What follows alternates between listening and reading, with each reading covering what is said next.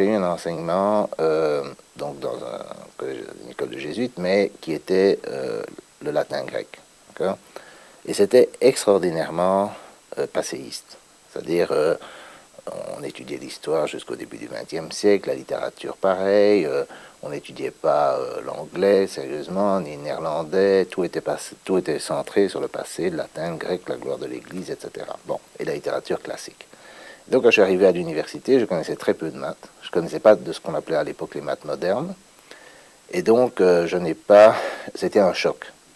Parce qu'à l'époque, les mathématiques étaient enseignées sous une forme qu'on appelle bourbakiste, c'est-à-dire de façon extrêmement abstraite, sans motivation, sans exemple, etc. J'avais un professeur qui disait les exemples empêchent de comprendre, et donc c'était un choc absolu quand je suis arrivé là, de me retrouver dans ce milieu.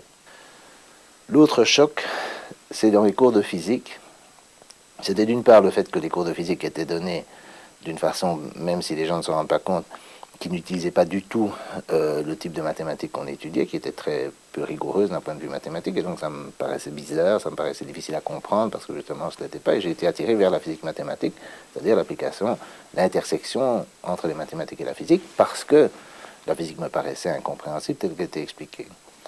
L'autre problème qui m'a poursuivi toute ma vie, c'est l'enseignement de la mécanique quantique. La mécanique quantique telle qu'elle a été présentée dans l'interprétation dominante, qui est celle de Copenhague, et qui domine encore plus ou moins les esprits des physiciens, bien que de façon un peu confuse, a introduit, se disant, une révolution philosophique dans la physique et dans la science tout entière, qui a remis d'une certaine façon le sujet humain au centre du monde, alors qu'il avait été détrôné par Copernic, Darwin, etc. Bon.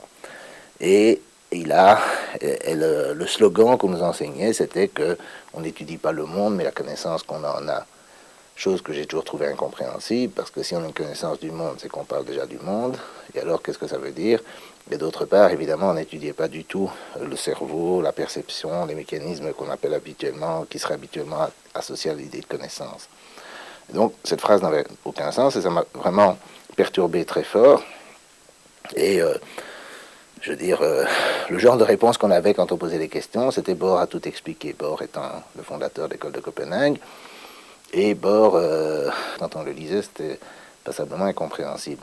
Donc ça, c'est quelque chose qui m'a poursuivi tout le temps, c'est est-ce qu'il y a moyen de comprendre la mécanique quantique? Quand j'étais étudiant, les livres de mathématiques et de physique théorique soviétique qui existaient à l'époque, qui étaient bon marché, m'ont aidé parce qu'ils me permettaient aussi de comprendre les choses d'une façon un peu moins abstraite que ce que j'avais dans la formation bourbakiste, sans tomber dans l'extraordinaire simplisme que j'ai découvert plus tard dans un manuel américain.